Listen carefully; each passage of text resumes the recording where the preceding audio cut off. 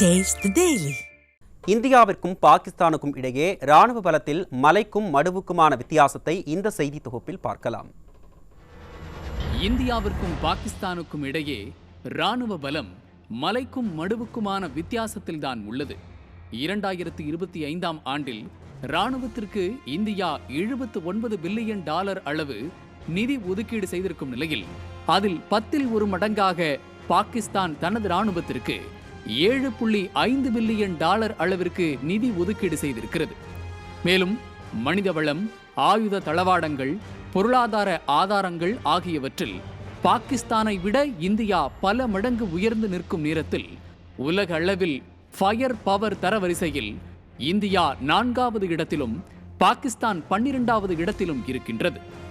இந்திய பாதுகாப்பு படையில் 14,60,000 ராணுவ வீரர்கள் இருக்கும் நிலையில் 4,201 டாங்கிகள், 513 போர் விமானங்கள் மற்றும் 3,975 பீரங்கிகள் பங்களித்து வருகின்றன. மேலும் இந்திய விமானப்படையில் 2,229 விமானங்களும், கடற்படையில் 1,42,000 வீரர்களும் இருக்கின்றனர். ஆனால் பாகிஸ்தானில் ராணுவ வீரர்கள் எண்ணிக்கையில் பாதிக்கு குறைவாக 6,54,000 வீரர்கள் மட்டுமே உள்ளனர். 1,24,000 கடற்படை வீரர்களும், 2,627 டாங்கிகள், 328 போர் விமானங்கள் மட்டுமே இருக்கின்றன.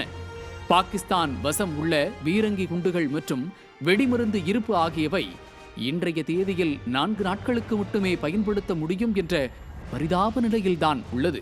இந்தியாவிடம் 180 வார்ஹெட்டுகள் அணு ஆயுதங்களும் பாகிஸ்தானிடம் 170 வார்ஹெட்டுகளும் உள்ள நிலையில் இதுவரை பாகிஸ்தானுக்கு எதிராக இந்தியா தனது ராணுவத்தை தற்காப்பு மற்றும் பதிலடிக்கு மட்டுமே பயன்படுத்தி வருகிறது.